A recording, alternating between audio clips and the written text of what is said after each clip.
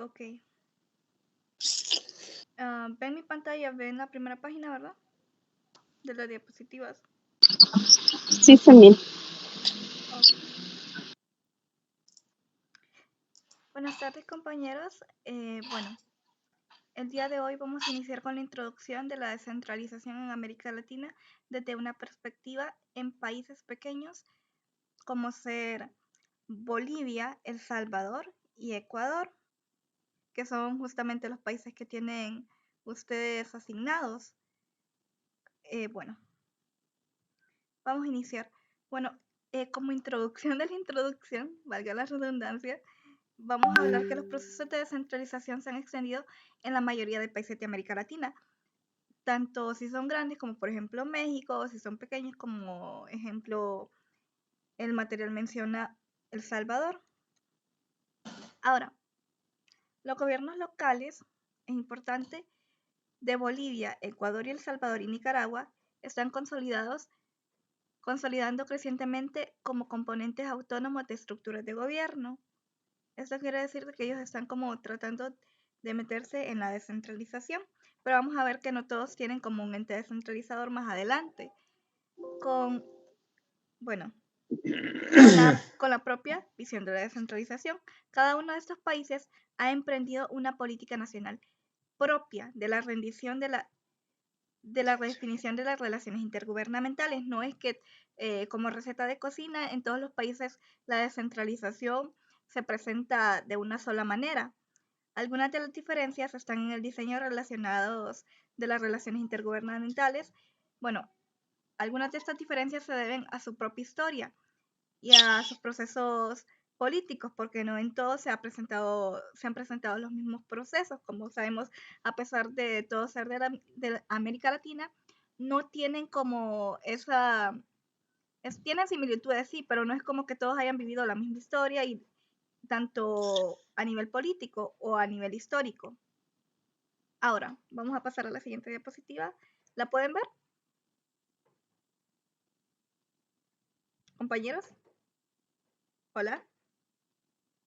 Hola. ¿Pueden Dice, ver? mira, compañera. Ok, sí.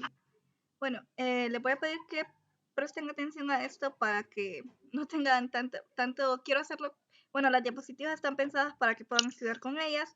Entonces, hay lecciones importantes que se pueden ver en estos procesos de descentralización.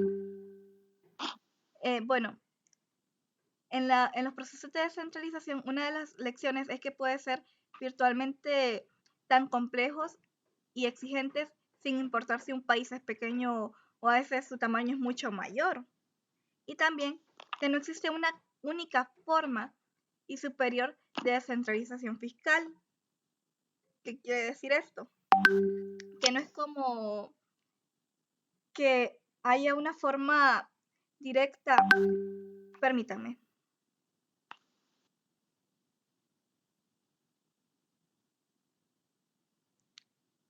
Ahorita me acaba de escribir la compañera Tania y dice que tiene dificultades para entrar. Dice que no le sale, por si acaso, dice que no le que sale como que la reunión ya finalizó, pero no sé si es problema de ella o está en otro link. Permítame, solo le voy a compartir el link correcto. Tal vez esté en otro link. Ok. Continuando, lo siento, perdónenme. Bueno, como les decía, no existe una única forma universal. Eso sí tenemos que tenerlo presente, de que no es como, digamos, queremos descentralizar, pues vamos a hacer esto y esto y esto. No, sino que cada uno lo adapta a su contexto. Consciente o inconsciente, derivado de ello, los países toman decisiones con grandes consecuencias de reformar los procesos de descentralización de una manera que puede ser evolutiva y gradual, o sea, que sea paso a paso, o amplia, o sea, que se dé de golpe, que sea como, vamos a descentralizar, vamos a hacerlo directamente, no vamos a hacerlo gradualmente. Continuando con estas lecciones que podemos aprender.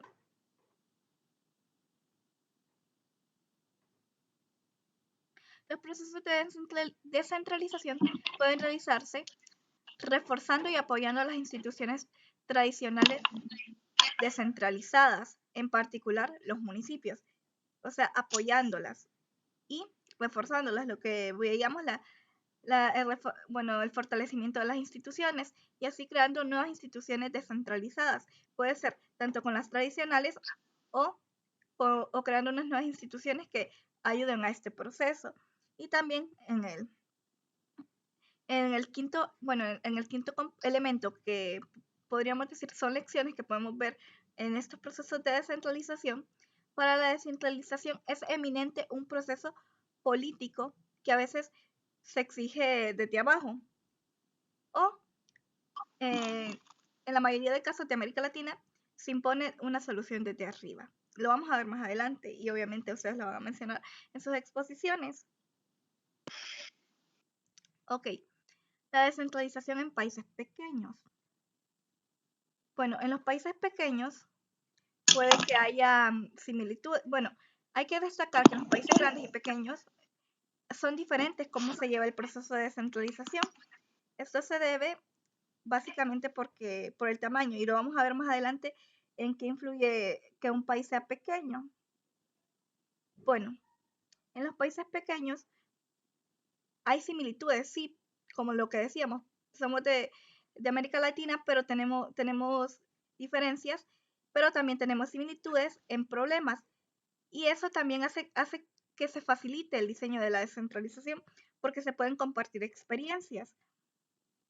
Ahora, hay que destacar que los países, a pesar de que tienen esa facilidad para el diseño de la descentralización, cuentan con una dificultad que, que se podría decir que es la falta del acceso a la información presupuestaria de rutina. O sea que para ellos es más difícil conseguirla. ¿Por qué los países pequeños? Ahora nos vamos a preguntar, ¿por qué los países pequeños tienen más dificultad para conseguir esta información? Porque es más probable que los países pequeños vengan de tradiciones centralizadas con regímenes unitarios. Y obviamente estos conceptos ya los deberíamos tener claros porque los hemos visto en las últimas 2 unidades, pero no sé si alguien quiere compartir qué nos referimos en centralización o en centralismo. Si no, está bien, yo podría ayudarles. Ok. ¿Alguien me ayuda? Bueno, voy a continuar para avanzar.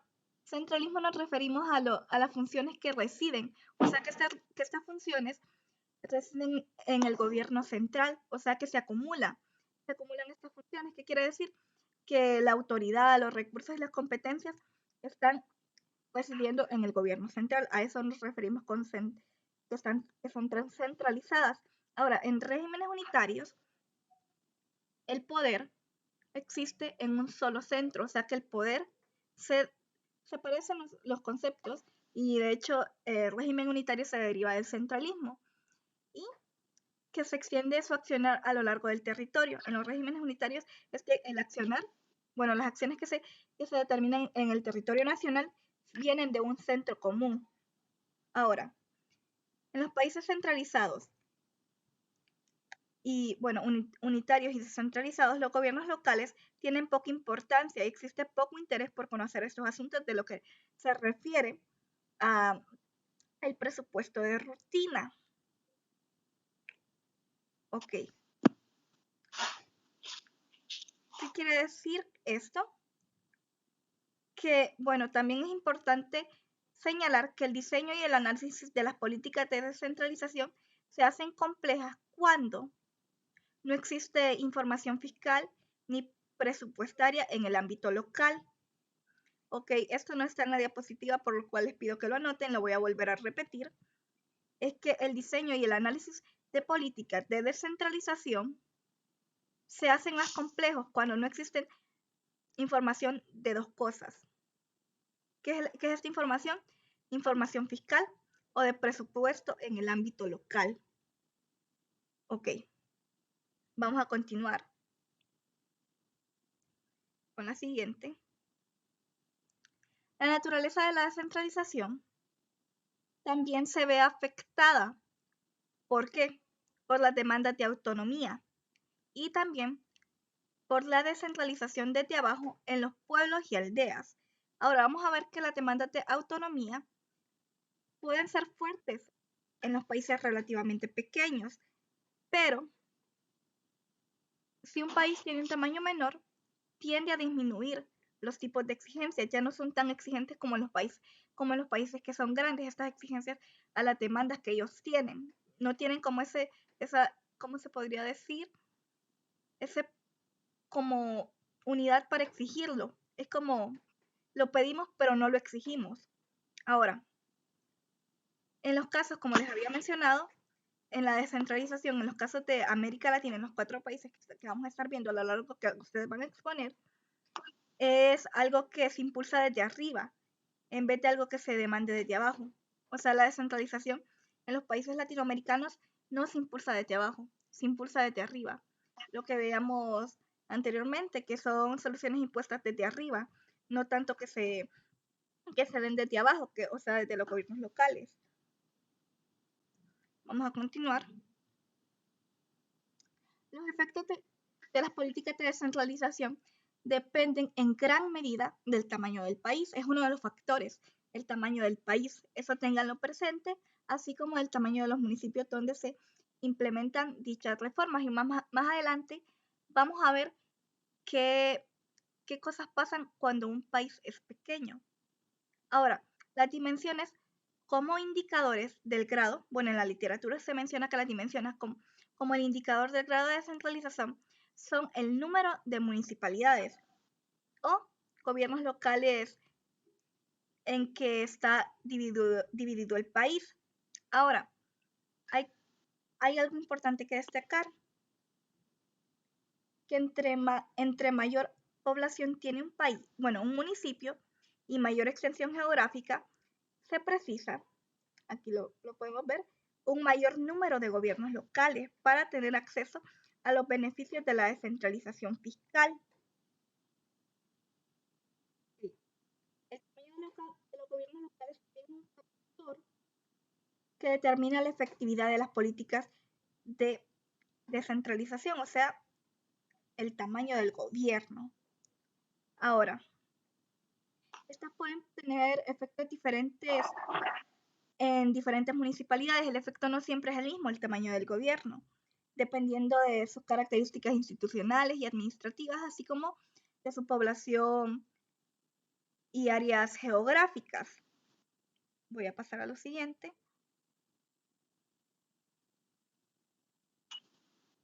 Esto ya lo había mencionado, que el tamaño del gobierno local, esto sí tenganlo presente, es un factor determinante para la efectividad de las políticas de descentralización. Y este puede tener efectos en diferentes municipalidades, dependiendo de sus características institucionales y administrativas y de su población y área geográfica. Vamos a pasar a la siguiente diapositiva. Ahora sí, vamos a hablar sobre la estructura vertical de gobierno. Para ello les voy a pedir que piensen vertical, es como piensen en una pirámide, hay una jerarquía en las estructuras verticales de gobierno. Yo lo entiendo como una jerarquía y de hecho lo estoy buscando como cómo se entendían las estructuras verticales y bueno, en los conceptos que vi coinciden en que hay una jerarquía. Ok, existen dos preguntas fundamentales en los diseños de la estructura de gobierno. Estas dos preguntas las podemos ver, son el número óptimo de niveles de gobierno y el número óptimo de jurisdicciones en cada nivel. Ok. Bueno, la experiencia internacional muestra que la mayoría de países descentralizados tienen 2 o 3 niveles de gobierno vertical según el tamaño del país.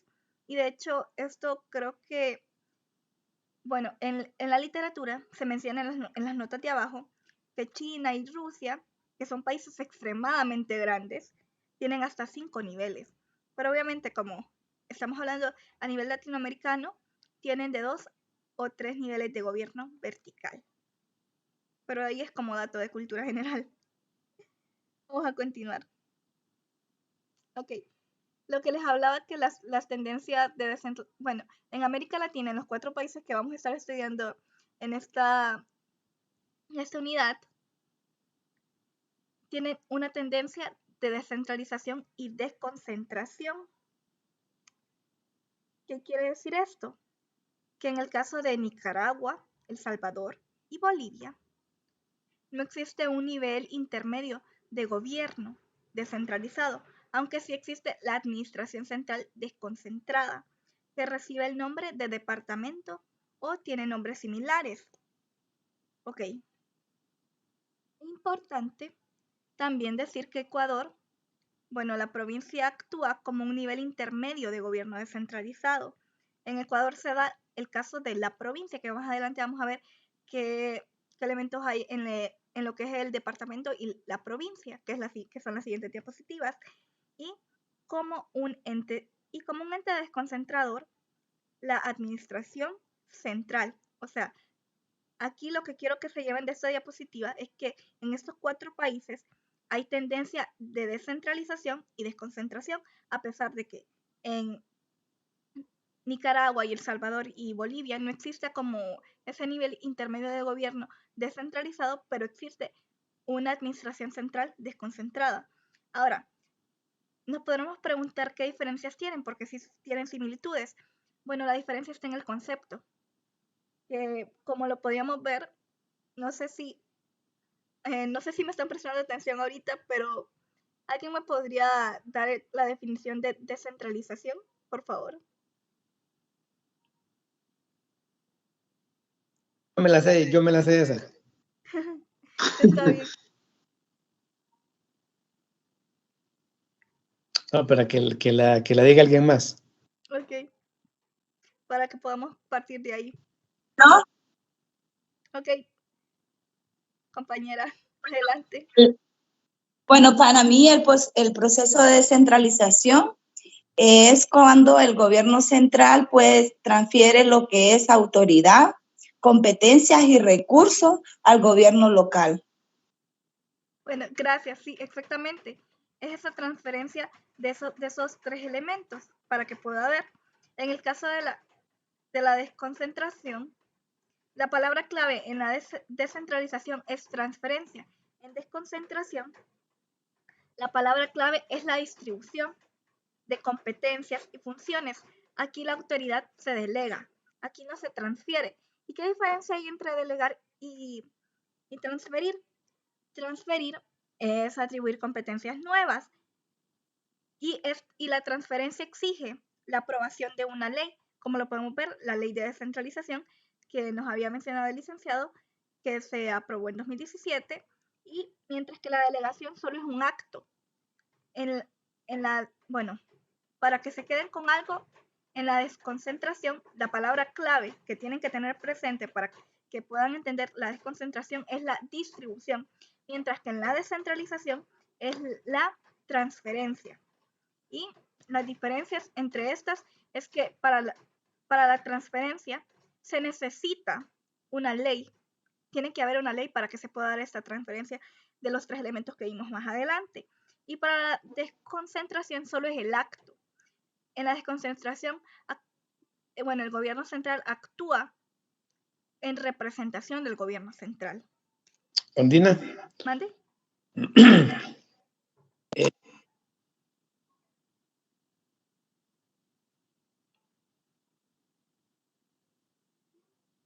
Dígame.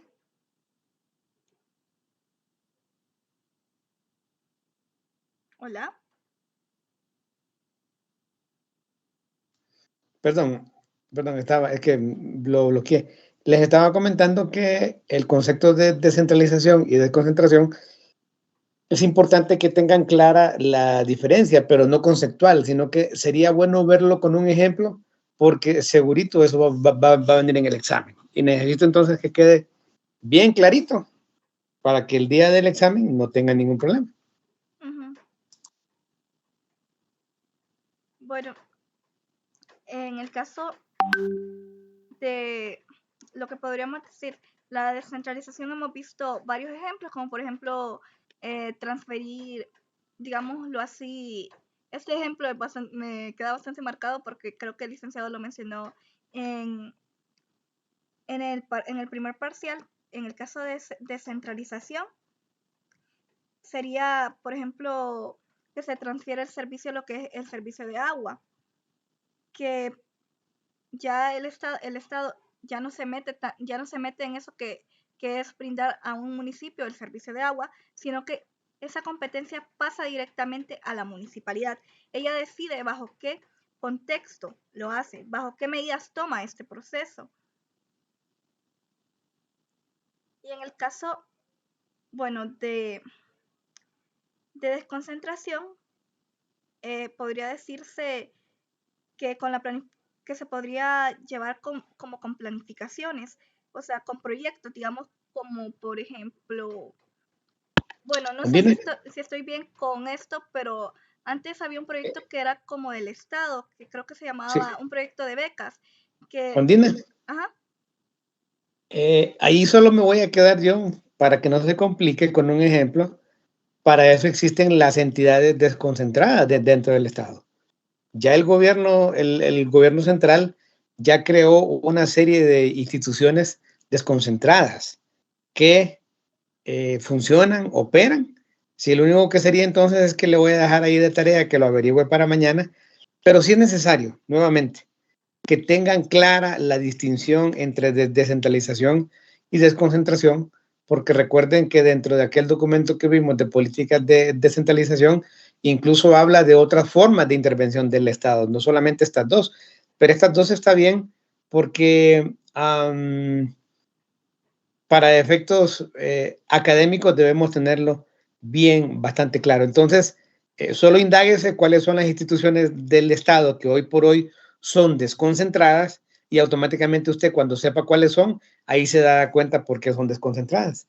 Y la descentralización, pues ya lo explicó usted, ¿verdad? Que es una actividad propia o un servicio que lo brinda no el Estado, ¿verdad? Hago la aclaración porque recuerde que las municipalidades también pertenecen al Estado, uh-huh, sino que es un servicio que presta el gobierno central y que se lo transfiere a un gobierno municipal, puntualmente.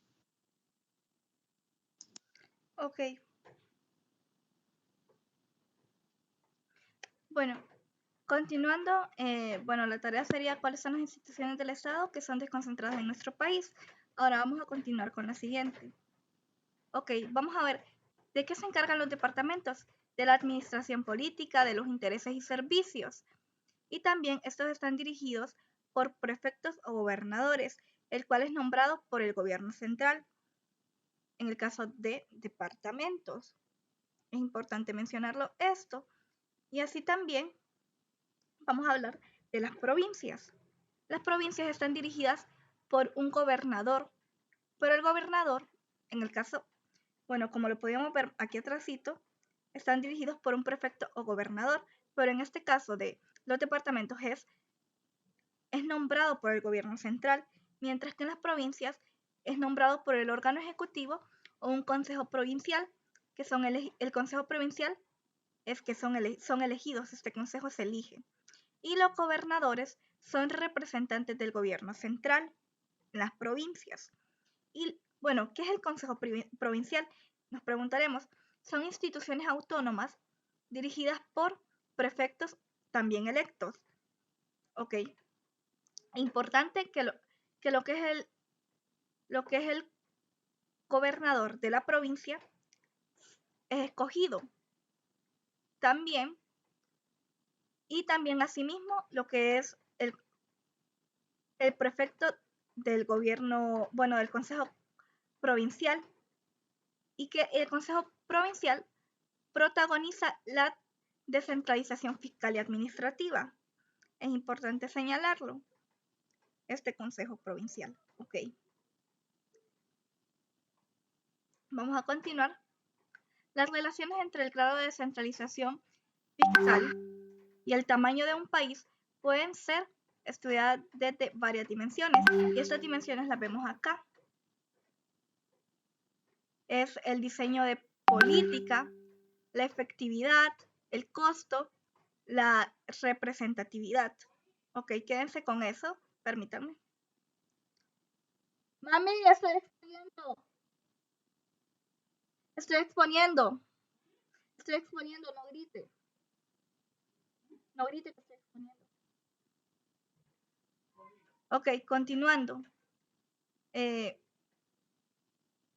les estaba diciendo? Ok, importante, las relaciones entre el grado de descentralización fiscal y el tamaño de un país pueden ser estudiadas desde las dimensiones de un diseño de política, la efectividad, qué tan efectivo se da esta descentralización, los costos y la representatividad. Ok, los beneficios de la descentralización nos podemos preguntar, como les había mencionado antes, ¿para quién será mayor el beneficio? ¿Para los países que son más grandes o los países que son más pequeños? Para este interrogante, es importante mencionar que,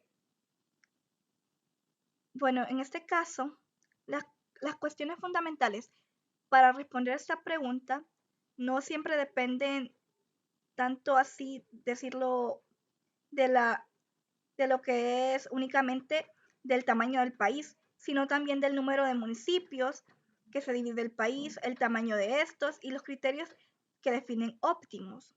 Ok, lo voy a volver a repetir porque no está acá. Esto no solo depende del tamaño del país, depende así también del número de municipios que tiene el país, o sea, en cuántos municipios se divide un país, el tamaño de estos, cuánto es su extensión territorial, y así también los criterios que definan óptimos. Y así también los municipios grandes corren con esta ventaja, que es una economía de escala. Bueno, yo no sabía exactamente qué era una economía de escala, pero una economía de escala hace referencia a lo que es una reducción de costos de producción consecutivo. Bueno, se reducen los costos y por ende incrementa la producción, o sea, los costos para fabricar algo son reducidos, pero se pueden hacer varias cosas de esto, ya sea, por ejemplo, el cultivo masivo de un producto, pongámoslo así, un país puede cultivar masivamente tomates, pero lo que gasta en producir esos tomates, que son cantidades exorbitantes, es mínimo en relación a lo que produce. Ahora, pero están sujetos a costos asociados con la heterogeneidad, de preferencia de poblaciones grandes y diversas, así también con la representatividad política. ¿Qué es esto? ¿Qué es la representatividad política? La representatividad política se trata de los gobernantes que representan a los ciudadanos, o sea, como por ejemplo en nuestro caso, para ponerlo en nuestro contexto, los diputados, cuando nosotros vamos a votar, hay una cantidad exorbitante, bueno, no sé, en las elecciones me imagino que todos fuimos a votar. Ustedes vieron las papeletas que eran 14 partidos y de esos 14 habían 23 diputados. Entonces, esos son representantes nuestros, representantes de lo que es nuestro Francisco Morazán. Pero estos diputados o estos gobernantes tienen que velar por nuestros intereses del bien común. Eso es a lo que nos referimos con representatividad, y la rendición de cuentas es decreciente, o sea que disminuye esa rendición de cuentas. Vamos a pasar a la siguiente.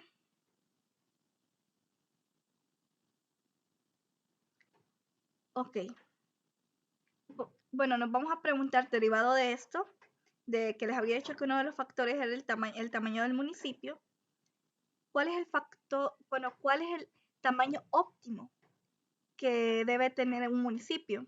Bueno, el factor óptimo que debe tener el municipio, eso ténganlo bien claro, es aquel que le permita alcanzar un equilibrio en los beneficios de incremento de eficiencia distributiva, así también la representatividad política,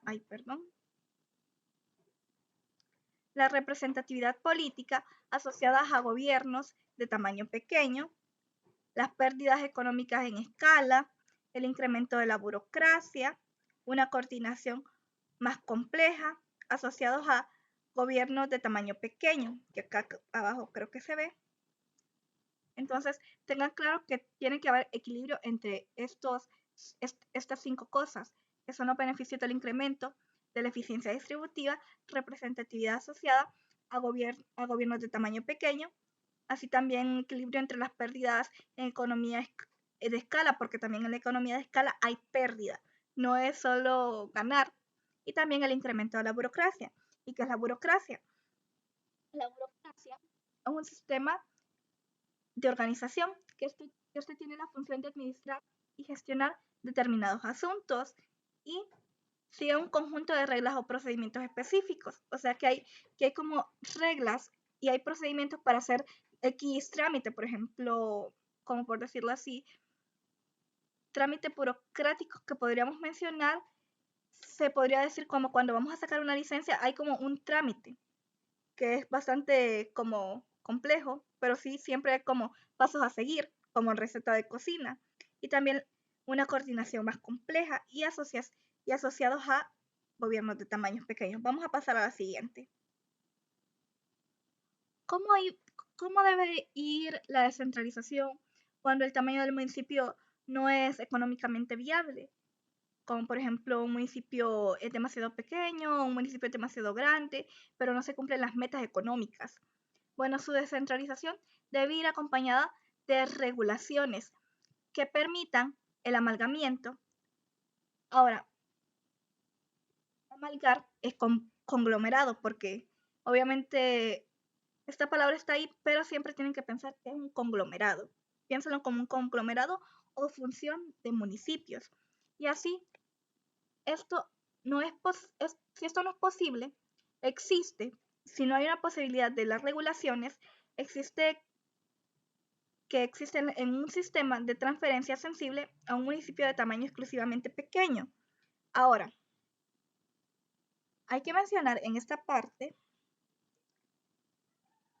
que esto es importante. Siempre debe haber una regulación, porque si no hay un plan, no se va a poder hacer que esta deficiencia en la economía, que no es viable, se pueda, como se podría decir, superar y así poder que haya un proceso de descentralización exitoso. Ahora más adelantito vamos a ver qué problemas se crean en la atomización de la estructura. Bueno, para hablar de esto, de estructura de gobierno, de la atomización, es importante que tengamos claro. Yo estoy buscando más o menos un concepto porque obviamente el material no lo dice, pero hay que entender que la atomización es la fragmentación en pequeñas partes. Esta atomización, el concepto de atomización es la fragmentación en pequeñas partes. Y también estuve viendo varios conceptos de atomización en otras áreas y yo pude formular este concepto, que es básicamente un concepto basado en el contenido, que la atomización es la fragmentación en pequeñas partes, o sea, el municipio la estructura municipal se fragmenta en pequeñas partes, pero esto tiene como consecuencia de que no hay ningún poder para influir por sí solo. O sea, esta fragmentación, estas partes se necesitan para crear un cambio influyente en el municipio. Y esto deriva, esta fragmentación que es como en pequeñas partecitas que no llegan a tener un poder por sí solas para influir, el encarecimiento de servicios públicos en los pequeños municipios por falta de escalas adecuadas en la producción y entrega de servicios. O sea, estas pequeñas como fragmentaciones no llegan a cumplir su cometido. O sea, son como no influyen. Entonces, eso hay que verlo más adelante, lo vamos a ver más adelante, les voy a mencionar algo. También hay problemas fiscales que son un constante desafío para los procesos de descentralización. Ahora, en el texto se menciona la teoría que un tamaño reducido del municipio casi siempre significa, esto ténganlo presente porque obviamente es importante, piensen en el tamaño reducido, una capacidad administrativa reducida, complicada o eliminada Bueno, y esta capacidad administrativa reducida complica o elimina la posibilidad de prever cierto servicio público, porque si es reducida no hay una amplia, no se puede hacer mucho si esta capacidad administrativa es corta. Ok, continuando. Este concepto también es importante. La irregularidad de la dimensión y la densidad de las municipalidades es un factor determinante para la falta de balance fiscal horizontal.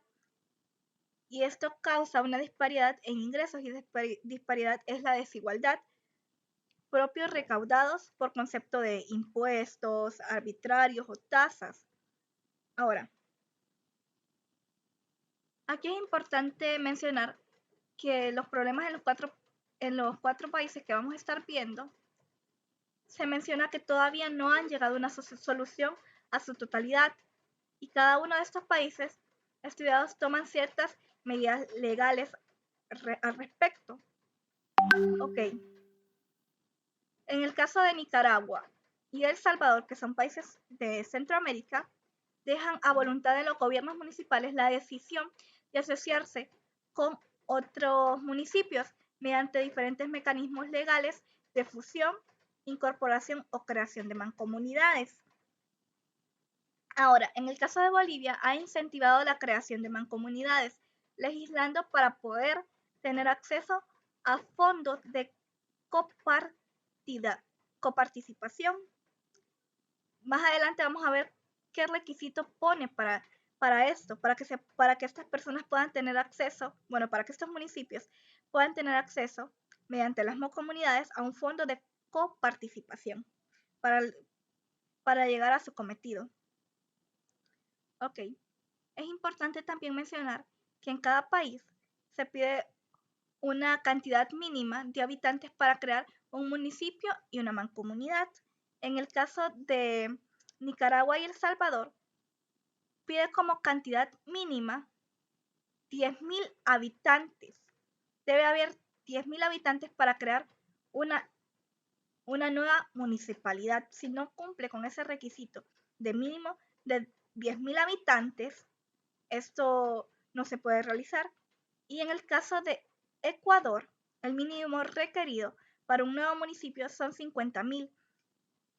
Y así también, y la fusión y la creación de municipios en Ecuador es competencia exclusiva del Congreso Nacional. Y esto es importante porque al ver estos modelos, más adelante les voy a mencionar un dato importante de nuestro país, adaptándolo al concepto de nuestro país. En el caso de Bolivia, la creación de mancomunidad se motiva, lo que les mencionaba anteriormente, mediante esta medida que dice así: los municipios deben tener una población mínima a 5.000 habitantes para poder tener acceso al fondo de coparticipación.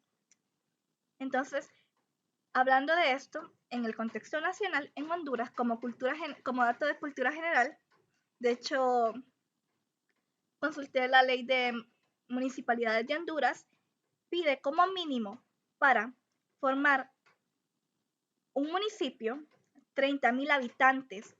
¿Y a quién le corresponde? En el caso, vemos que como en Ecuador, esto le corresponde al Congreso Nacional. Vemos que hay similitudes.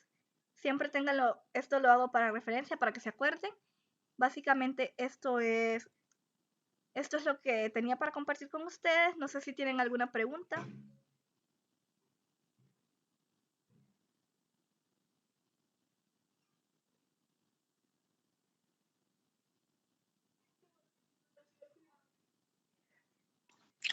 Preguntas, jóvenes, dudas, consultas.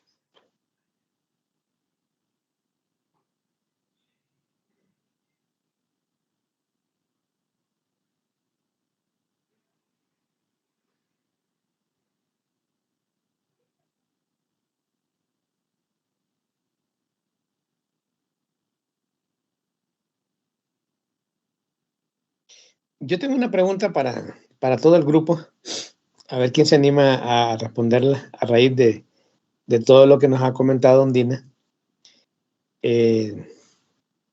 ¿Realmente tendremos nosotros condiciones en el país o no como para pensar en un proceso de descentralizar un servicio? Es cierto que tenemos una ley, es cierto que tenemos políticas, es cierto que ha sido un tema de agenda de algunos presidenciales, pero ¿habrán o no condiciones para impulsar un proceso de descentralización? Algunos servicios probablemente son merecedores. ¿Qué opinan?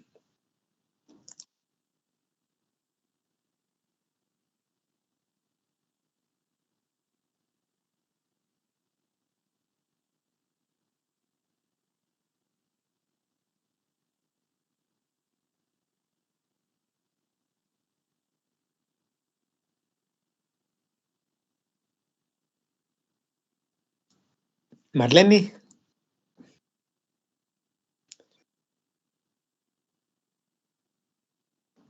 Marlene Concepción. ¿Qué pregunta era, Lic?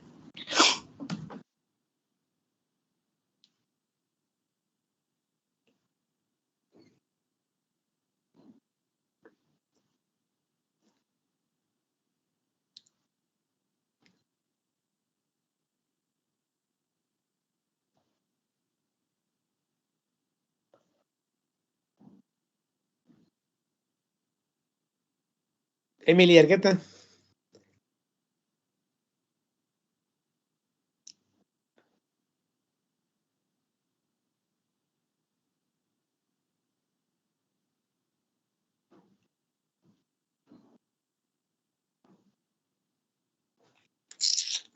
Emily Argueta.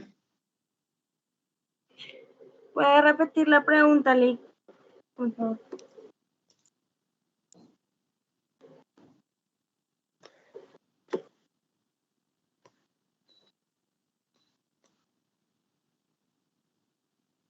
Sara Noelia.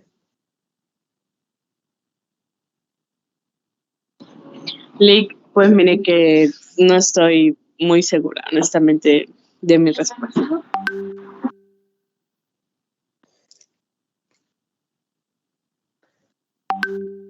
Marta Núñez. Bueno, buenas tardes. En lo que yo entendí, ¿verdad? Que si se puede realizar la descentralización, o si estamos en condiciones o no, eso es lo que yo entendí. Creo que está en la disponibilidad, licenciado, del gobierno central, querer compartir, ¿verdad? Es que quiera transferir el poder, que quiera hacer esa transferencia, ¿verdad? Para que tenga autonomía los municipios. Eso es lo que yo considero que está dentro del gobierno central, ¿verdad? Que tenga la voluntad de hacerlo, que no piensen ya en mantener el poder ellos centralizado, ¿verdad? Sino que se comparta. Creo que ese sería el éxito que se puede hacer. Muy bien. Tengo entendido de que la presidenta iba a hacer algo con AMON, con la alcaldía, ¿verdad? Con la AMON, sí, con la AMON iban a tener una reunión respecto a eso. Sí, Alina.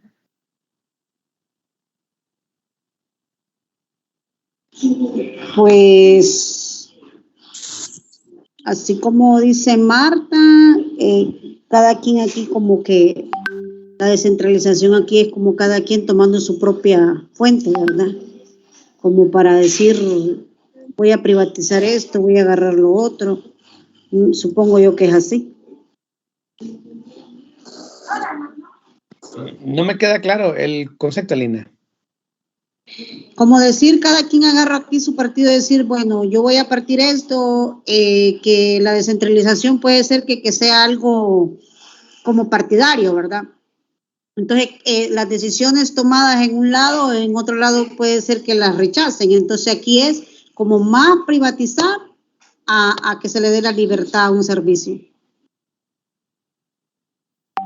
Bueno, no va en esa dirección la pregunta, definitivamente.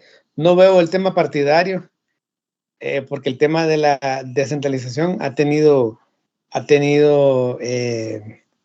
cierto comportamiento, y Ondina lo que nos ha hecho es una introducción de lo que yo llamaría muchas ventajas y desventajas para implementar la descentralización. Y ahora entonces yo pido comentarios a ver cómo lo ven ustedes, o sea, a partir de lo que Ondina nos ha comentado y nos ha explicado durante todo este rato que nos ha estado disertando, pues cómo ven el tema de la descentralización. ¿Será posible y llevarlo a cabo? ¿No será posible? Glenda. Licenciado, pues bueno, a raíz de lo que nos expone la compañera y también de lo que leí, ¿verdad? En el material, hay gobiernos, ¿verdad? Que lo que hacen, ¿verdad?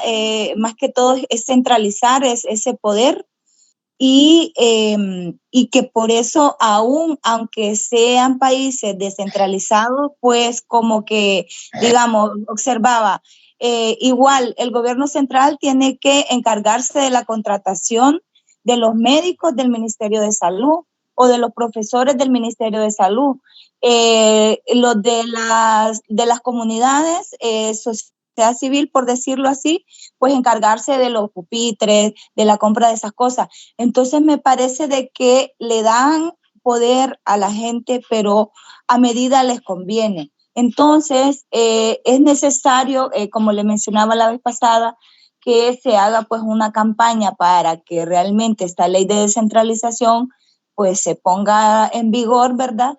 Y que no se reproduzcan, ¿verdad? Todos estos patrones que se miran en Ecuador, en Bolivia, y El Salvador y en Nicaragua, ¿verdad? Bueno, me gustó pues que del país que me tocó, que ya me tocará pues explicarlo, algunas de esas políticas de descentralización que aplicadas en este país creo que sí servirían para que ya se vaya como soltando todo ese poder, esa autoridad y esas competencias y los recursos, ¿verdad? Para que el gobierno pues no sea un gobierno centralizado ni que sea vertical. Esa es mi opinión. Muy bien, solo voy a pedirles entonces que enciendan ahí sus cámaras, jóvenes, para pasar la lista del día de hoy. Vamos a seguir mañana con la siguiente exposición del siguiente grupo, que lo vamos a definir mañana, quiénes son los que van a participar. Y así que tienen que venir listos todos.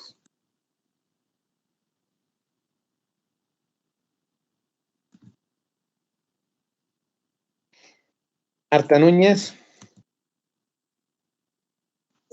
Presente. Tania Melisa. Presente, licenciado.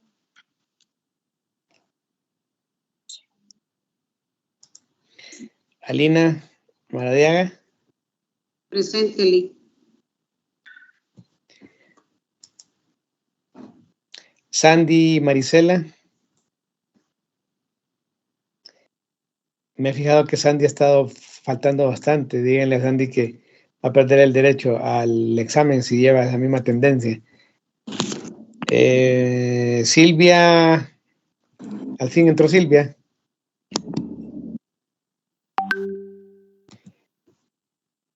No entró. Ok, Carlos Humberto Martínez. Presente, licenciado.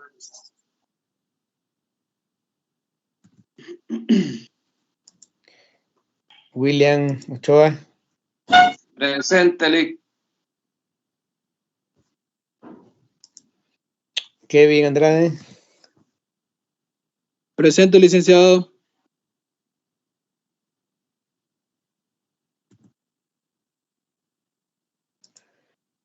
Glenda Lisset. Presente, licenciado. Ondina.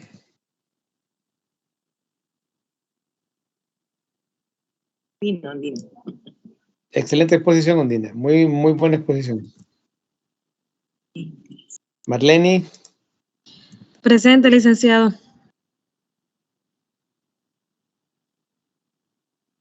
¿Dónde está Marlene? Que no la veo en la cámara.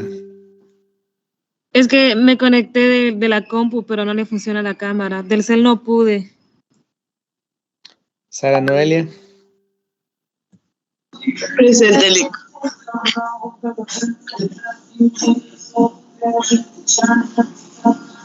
Y Emily Argueta.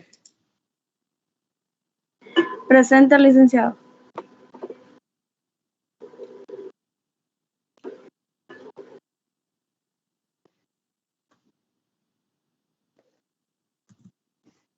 Ok, jóvenes, aquí nos quedamos. Seguimos mañana con los siguientes expositores. Hasta mañana sabremos a quiénes les toca.